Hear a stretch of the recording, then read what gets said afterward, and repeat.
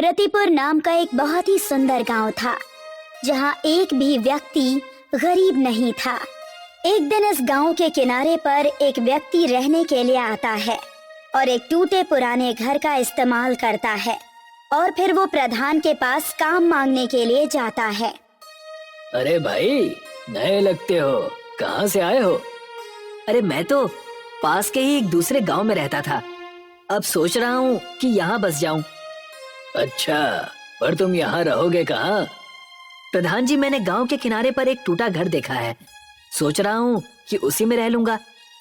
अच्छा, तो उस पुराने घर में रहना चाहते हो? कोई बात नहीं, रह लेना, पर तुम इस गांव में ज्यादा दिन नहीं टिक पाओगे भाई। वो क्यों प्रधान जी? इस गांव में कोई भी व्यक्ति गरीब नहीं है, बस एक तुम ही हो। गांव वाले तुम्हें अपनाएंगे नहीं भैया। अरे प्रधान जी, जब मैं यहाँ आया तो मैं अपने साथ काफी सारा धन लेकर आया, तो आप मेरे गरीब होने की चिंता ना करें। मैं वो पुराना घर नए तरीके से बनवा लूंगा। तो यहाँ मेरे पास क्यों आए हो? मैं तो समझा कि काम की तलाश में आए हो। जी बिल्कुल सही समझा आपने। जब मैं घर बनवा लूंगा तो मुझे काम की या कोई नई दुकान खोलने की आवश्यकता पड़ेगी, इसीलिए आपसे विचार विमर्श करने आया था। अच्छा, तो ठीक है, मेरी ही जमीन पड़ी है एक बाजार में, तो तुम वही खरीद लेना। और घर बनाने के लिए लोग कहाँ से मिलेंगे?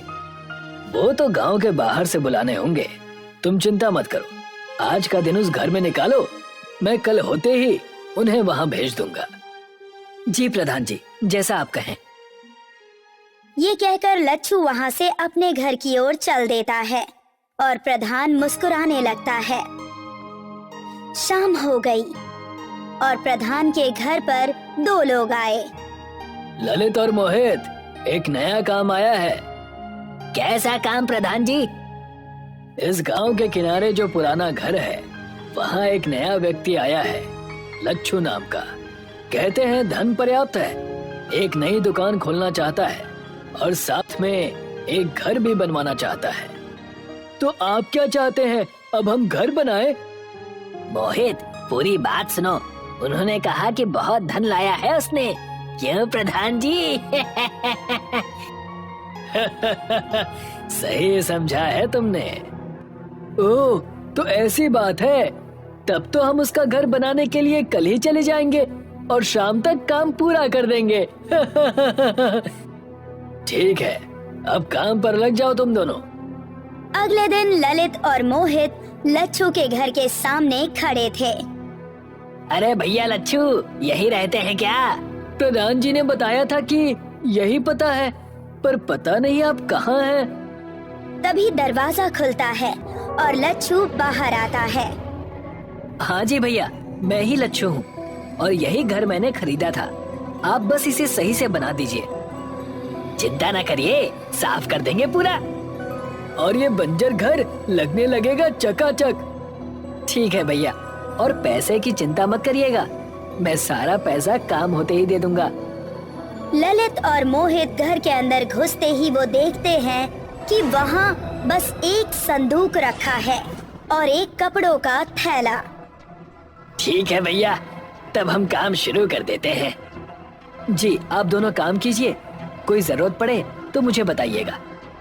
जी भैया जी। दोनों को काम करते करते काफी देर हो गई। कड़ी धूप हो चुकी थी। लच्छू कहता है, भैया मैं आप दोनों के लिए कुछ खाने को ले आता हूँ। जी भैया जी, भूख तो लग गई है, आप आएंगे तब तक हम आज का काम पूरा कर लेंगे। हाँ, पूरा साफ कर देंगे। हाँ हाँ ठीक है भैया, आप दोनों लगे रहिए, मैं अभी आया। लच्छू वहाँ से ये कहकर चला गया। भैया भैया, ये तो गया, अब हम असली काम शुरू करेंगे। काम तो आते ही हो गया था मोहित।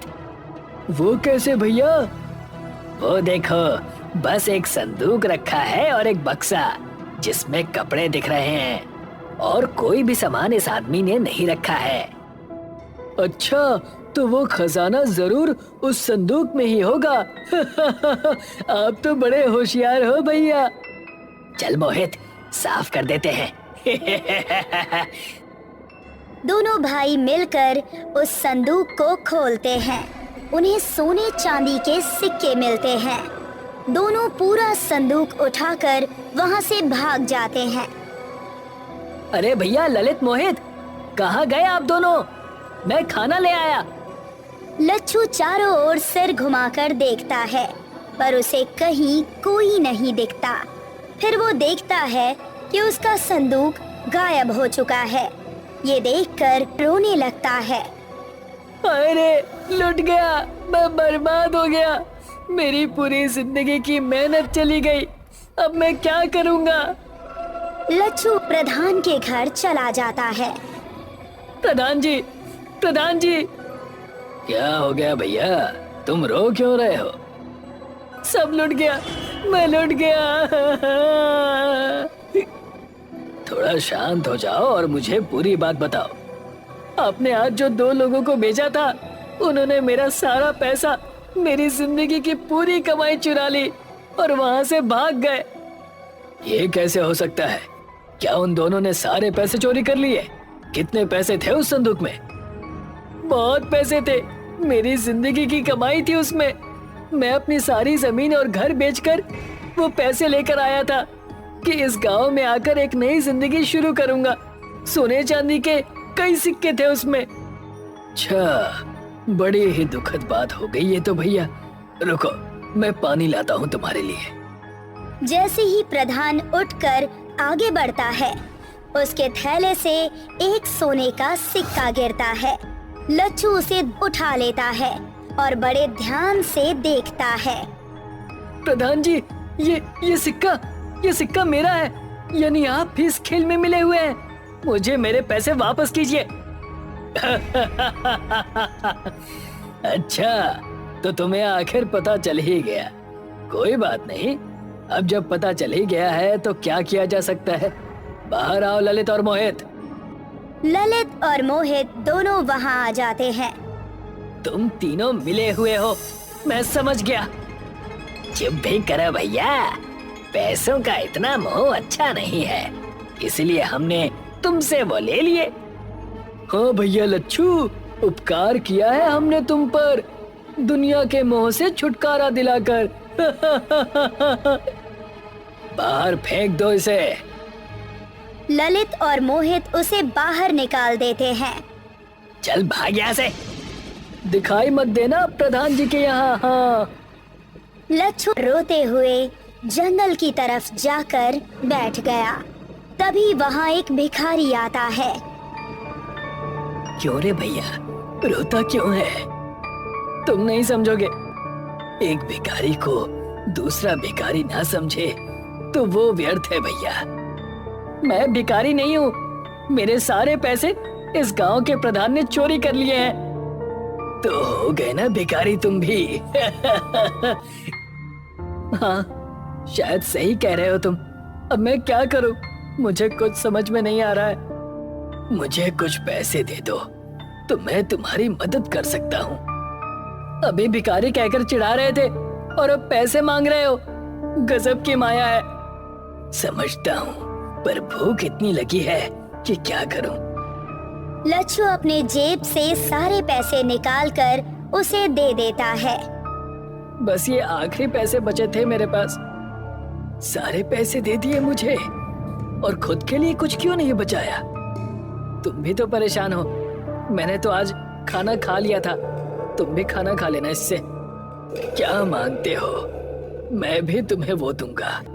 मेरा बोला खाली नहीं जाता, तो सोच समझ के बोलना।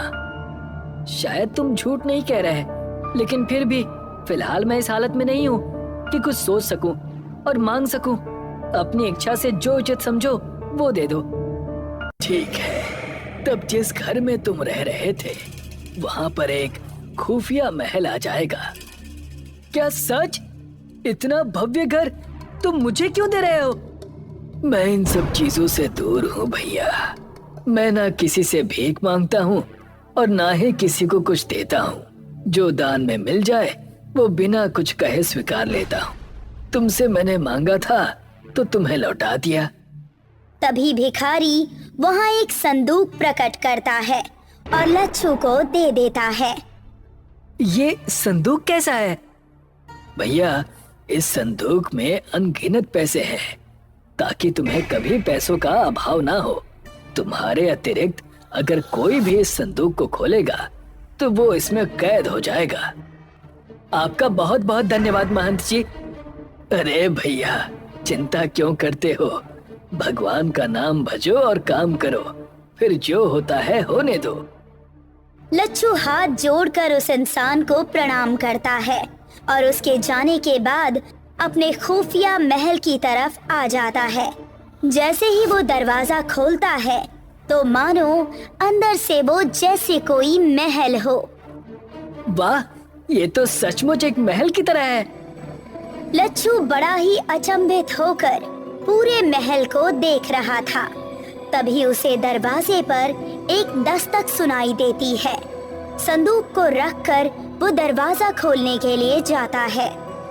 दरवाजा खोलते ही ललित मोहित अंदर घुसे चले आते हैं और एक पल के लिए बहुत चक्के रह जाते हैं।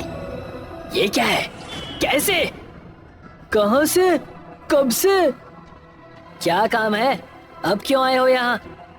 प्रधान जी! प्रधान भी घर के अंदर आ जाता है। क्या है? आप तीनों को अब क्या चाहिए मुझसे? दिव्य है ये भवन। कहाँ से तुम्हें मिला ये? तुमसे मतलब? अपने काम से काम रखो और अब चले जाओ यहाँ से। इस घर पर मैं कब्जा कर लूंगा कुछ दिनों में। और ये संदूक जो वहाँ दिख रहा है ना, इसमें लगता है बहुत पैसे रखे होंगे इसने। हाँ प्रधान जी, सही कह रहे हैं। वैसा ही संदूक है जैसा ये लेकर आया था। हमें लगा बस एक है इसके पास, पर इसने तो दूसरा भी छुपा रखा था। इतना दिव्य खुफिया महल मेरे जैसे प्रधान के लिए ही बना है, और ये संदूक इस महल के साथ मिल रही है। भाई वाह! चलिए इसे खोलते हैं प्रधान जी। नहीं, इसे मत छुओ। इसे बस मैं खोल सकता हूँ। अगर किसी और ने खोलने की कोशिश की तो पता नहीं क्या हो जाएगा। बेवकूफ समझा है क्या? लच्छू की बात काटकर प्रधान, ललित और मोहित उस संदूक को खोलते हैं और जैसे ही वो उसे खोलते हैं वो तीनों को अंदर खींच लेता है। लच्छू उन तीनों को देखता रह जाता है और फिर डर से तुरंत संदूक को खोलकर देखने लगता है। उस संदूक में बस हीरे और जवाहरात ही मिले और वो तीनों कहाँ चले गए इसका कोई पता नहीं चला। तब से लच्छू अपने खुफिया महल में रहने लगा। सूखापुर गांव में दिनेश नाम का एक लालची किसान रहा करता था। सूखापुर गांव रेगिस्तान में बसा हुआ था। उस गांव में वर्षा ना के बराबर होती थी। गांव के लोग गर्मी और सूखे की वजह से बहुत ज्यादा परेशान रहा करते थे। दिनेश के लालचपन की वजह से उसकी पत्नी रश्मि उससे बहुत परेशान रहती थी। एक तो हमारे गांव में वैसे भी सूखे का अकाल पड़ा हुआ है, ऊपर से तुम्हारा लालच समाप्त होने का नाम ही नहीं ले रहा। बकवास मत करो रश्मि। हमारा गांव वैसे भी रेगिस्तान में बसा हुआ है और रेगिस्तान में हर महीने बारिश तो होती नहीं है। लेकिन मैंने सुना है कि पहले हमारा सूखापुर गांव हरियाली से भरा हुआ था और यहाँ पर बहुत अच्छी वर्षा भी हुआ करती थी। हाँ, वो घिसी पिटी कहानी मैंने भी सुनी है कि उस समय गांव में किसी इंसान के लालच की वजह से किसी दैवीय शक्ति वाले पुरुष ने गांव वालों को श्राप दे दिया और उस दिन से इस गांव में हरियाली की जगह रेत ही रेत है। ये बिल्कुल सही बात है जी। आपको इस बात का मजाक नहीं उड़ाना चाहिए। देखो, मुझे तुम्हारी बकवास सुनने में कोई दिलचस्पी नहीं है। अगर तुम मेरे धन कमाने को लालच समझती हो तो समझती रहो। ना ही मुझे तुमसे फर्क पड़ता है और ना ही गांव वालों से। इतना कहकर दिनेश क्रोधित होता हुआ अपने घर से बाहर निकल गया। वो घर से कुछ ही दूर चला था कि तभी गांव का मुखिया दिनेश को देख गया। दिनेश मुखिया से नजर बचाकर छुपने ही वाला था कि तभी मुखिया की आवाज उसके कानों में टकराई। ऐसे मुंह छुपाकर भागने से कोई लाभ नहीं दिनेश। कोई ऐसा काम क्यों नहीं करते कि कभी अगर मुझसे बात करो तो आंख से आंख मिला सको। ऐसी कोई बात नहीं है मुखिया जी, मैं बस आपको देख नहीं पाया था। झूठ मत बोलो दिनेश, मैंने साफ साफ देखा कि तुम नजर बचाकर मुझसे भाग रहे थे। मैं आपसे क्यों भागूंगा मुखिया जी? क्योंकि परसों ही मुझसे बिरजू ने तुम्हारी शिकायत की थी। उसने कहा था कि तुमने कुछ रुपयों के लालच में अपनी बेकार की वस्तु सही बताकर उसे बेच दी। ये बिल्कुल अच्छी बात नहीं है। बिरजू एक गरीब किसान है, मत भूलो कि तुम भी एक किसान ही हो। मैं किसान के साथ साथ एक छोटा व्यापारी भी हूँ।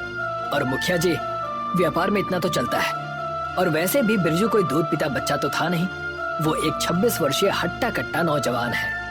मैं इस गांव का मुखिया हूँ दिनेश। सिर्फ तुम्हारी पत्नी की शक्ल देखकर मैं चुप रहता हूँ, क्योंकि उसका व्यवहार बहुत अच्छा है। अगर तुम्हारी पत्नी का चेहरा नहीं होता ना, तो तुम्हें इस गांव से धक्के देकर बाहर निकाल देता। आप गांव के मुखिया जरूर होंगे, लेकिन इसका मतलब ये नहीं कि आपके मन में जो मन में आएगा आप वो करेंगे। मुखिया और सरपंच के जमाने चले गए, आज का जमाना कोर्ट कचहरी का है। अगर मुझ पर इतना ही क्रोध आ रहा है तो जाइए, जाकर किसी कोर्ट में मेरे नाम का मेरे खिलाफ मुकदमा दाखिल करा दीजिए। इतना कहकर दिनेश वहाँ से चला गया और मुखिया गुस्से से दांत पीसता हुआ बोला, पता नहीं ये अपने आप को समझता क्या है। एक दिन मैं इसे सबक सिखा कर रहूंगा। दरअसल दिनेश एक लालची किस्म का किसान था। वो खेती करने के अलावा तरह तरह की शहर से बेकार की वस्तुएं खरीद कर लाता और गांव वालों को सही बताकर उनसे अच्छी कीमत वसूलता और उन्हें मूर्ख बना देता। दिनेश एक छोटे से रेत के टीले पर बैठकर बोला, ये मुखिया अपने आप को पता नहीं क्या समझता है। जिस दिन मैं अधिक धन कमाने में सफल हो गया, उस दिन मैं स्वयं गांव का मुखिया बनूंगा और ये ईमानदारी जैसे बेकार के नियम फाड़ कर फेंक दूंगा। तभी वहाँ पर एक रेत का गुबार सा उठा और देखते ही देखते उस गुबार ने एक रेत के व्यक्ति का रूप धारण कर लिया। दिनेश ये सब देखकर डर गया। कौन हो तुम? मैं तुम्हारी बातें सुन रहा था। तुम एक लालची व्यक्ति हो और मुझे लालची इंसान बहुत पसंद है। तुम मुझसे चाहते क्या हो? तुम चाहो तो अपने गांव में वर्षा करवा सकते हो। वर्षा करवा सकते हो? वो कैसे? मैं तुम्हें उसकी शक्ति दूंगा, लेकिन उसके बदले तुम्हें गांव वालों से अधिक धन वसूलना होगा और अपने लालच को कभी भी समाप्त नहीं होने देना होगा। लालच की यही खासियत होती है कि वो कभी भी कम नहीं होता। लालच हमेशा बढ़ता ही रहता है। ये तो तुमने बिल्कुल सही कहा। अगर मुझे कुछ ऐसा मिल जाता है जिससे मैं अपने सूखापुर गांव में वर्षा करवा सकता हूँ, तो तुम्हें अंदाजा भी नहीं कि मैं कितना धनवान हो सकता हूँ। देखते ही देखते एक तरह से मैं गांव का राजा बन जाऊंगा। दिनेश की बात सुनकर उस रेत के व्यक्ति ने कुछ रेत दिनेश को पकड़ा दी। ये लो, ये जादुई रेत है। जब भी तुम इस रेत में से कुछ रेत अपने गांव में फेंकोगे, तुम्हारे गांव में वर्षा होना प्रारंभ हो जाएगी। मगर याद रखना, अगर तुमने गलती से भी ज्यादा रेत जमीन पर फेंक दी, तो तुम्हें अंदाजा भी नहीं है कि तुम्हारे गांव में क्या होगा। अब जाओ यहाँ से। दिनेश वहाँ से चला गया। दिनेश के जाते ही वो व्यक्ति हंसते हुए बोला, मूर्ख कहीं का, कितने समय बाद सूखापुर गांव में एक लालची व्यक्ति मुझे मिला है। अब समय आया है पुराना बदला लेने का। ये व्यक्ति अपने ही गांव को बर्बाद कर देगा। दिनेश उस रेत को लेकर सीधा अपने गांव पहुंच गया और सारे गांव वालों को एकत्रित करते हुए बोला, गांव वालों, क्या तुम चाहते हो कि हमारे सूखापुर गांव में वर्षा होना प्रारंभ हो जाए? ये तुम कैसी बातें कर रहे हो? कौन नहीं चाहेगा कि यहाँ पर वर्षा हो और यहाँ रेत की जगह हरियाली आ जाए? मेरे पास एक ऐसी शक्ति है कि अगर मैं चाहूँ तो इस गांव में वर्षा हो सकती है, लेकिन तुम्हें उसके बदले अपनी सारी संपत्ति मेरे नाम करनी होगी। वर्षा के बाद हरियाली होगी और तुम्हारी बंजर जमीन उपजाऊ हो जाएगी। उस जमीन में तुम जो भी फसल उगाओगे वो सारी फसल मेरी होगी। लगता है तुम पागल हो गए हो दिनेश। जरूर तुम्हारा ये गांव के लोगों को ठगने का नया तरीका होगा। नहीं मुखिया जी, ये मेरे ठगने का कोई नया तरीका नहीं है, बल्कि ये सत्य है। वैसे तो मैं तुम्हारी किसी भी बात पर भरोसा करना नहीं चाहता, लेकिन अगर गांव वालों का भला होता है तो मैं साथ देने के लिए तैयार हूँ। मेरे इस गांव में जितनी भी जमीन पड़ी है, उपजाऊ होने के बाद उसकी सारी खेती मैं तुम्हें दे दूंगा, लेकिन पहले वर्षा करा के तो दिखाओ। दिनेश ने जैसे ही रेत का एक अंश जमीन पर डाला, देखते ही देखते आकाश काले बादलों से घिर गया और रेत में बसे हुए उस गांव में वर्षा होने लगी। सभी गांव वाले अपने गांव में पानी देखकर खुश हो गए। ये तो तुमने कमाल कर दिया दिनेश, तुम्हें ये चमत्कारिक चीज कहाँ से मिली? अपने काम से काम रखो मुखिया, और अपने वादे पर अटल रहना। इतना बोलकर दिनेश अपने घर पर आ गया। घर पर उसकी पत्नी खुश होती हुई दिनेश से बोली, गांव वालों ने बताया कि आपके हाथ एक चमत्कारी चीज लगी है जिससे गांव में वर्षा हुई है। मुझे बहुत खुशी हुई कि आपने अपने गांव की भलाई के बारे में सोचा। बकवास बंद करो रश्मि, ये सब मैंने गांव की भलाई के लिए नहीं बल्कि अपनी भलाई के लिए किया है। अब गांव में जो भी उपजाऊ जमीन होगी उस सारी जमीन पर मेरा अधिकार होगा। मुझे शर्म आती है आपको अपना पति कहते हुए। आपके अंदर लालच कम नहीं बल्कि और ज्यादा बढ़ गया है। जब तुम्हारा पति देखते ही देखते बहुत अधिक धनवान हो जाएगा ना, तब तुम्हें स्वयं पता चल जाएगा कि लालच बुरी चीज नहीं बल्कि बहुत अच्छी चीज है। दिनेश वहाँ से बाहर निकल गया। कुछ ही दिनों में गांव की जमीन थोड़ी सी हरी भरी हो गई, मगर वैसी नहीं हुई जैसा कि दिनेश चाहता था। दिनेश एक लालची व्यक्ति था। वो अपने आप से बड़बड़ाता हुआ बोला, लगता है गांव में वर्षा कम हुई है।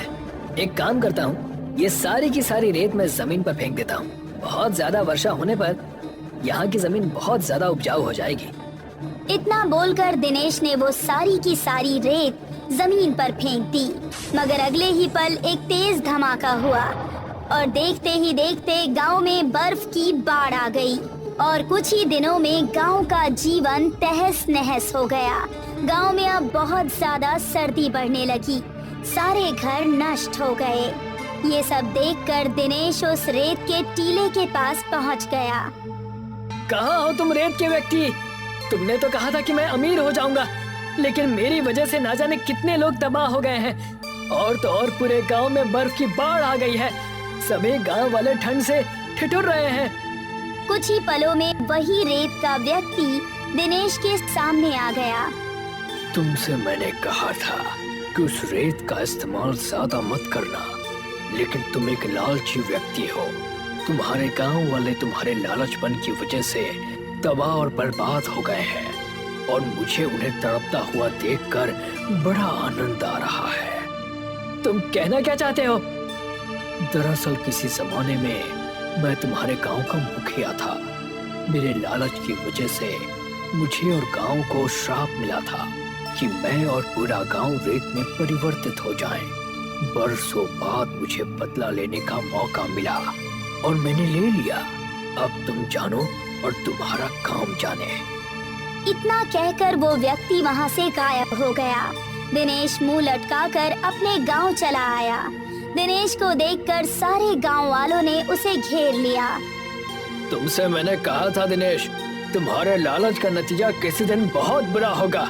और देखो, आज तुम्हारे लालचपन की वजह से सारे गांव को कितना नुकसान और कितनी तकलीफ झेलनी पड़ रही है। मुझे अपने आप पर शर्मिंदगी हो रही है मुखिया चाचा, मुझे क्षमा कर दीजिए। मेरी वजह से गांव वालों को तकलीफ पहुंची है। मैं गांव वालों का भरपूर सहयोग करूंगा। मैं कोई न कोई उपाय निकाल लूंगा। अब तुम क्या करोगे? फिलहाल तो गांव वालों को ठंड से बचाने का इंतजाम करना होगा।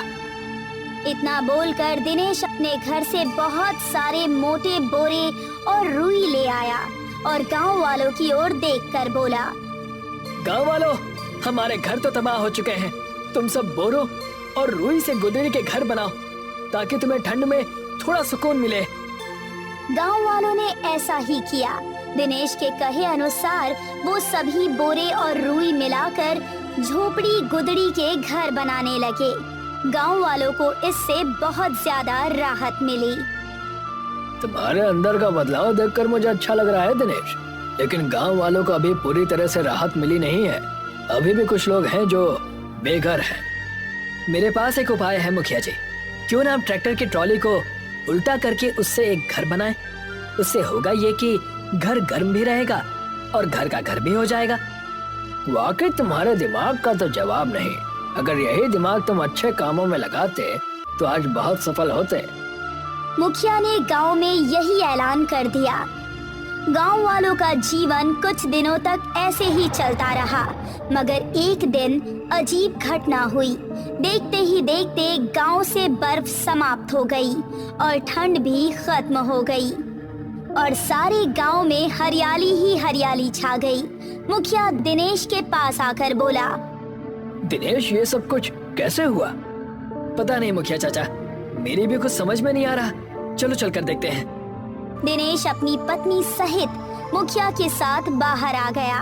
पूरे गांव में जश्न का माहौल था। लगता है ईश्वर ने हमारी प्रार्थना सुन ली। आप सही कहते हैं मुखिया चाचा, शायद ईश्वर ने मुझे क्षमा कर दिया। तभी दिनेश के कानों में किसी बुजुर्ग व्यक्ति की आवाज टकराई। ये सब तुम्हारा ही कमाल है दिनेश। कौन है आप? और मैंने आपको पहचाना नहीं।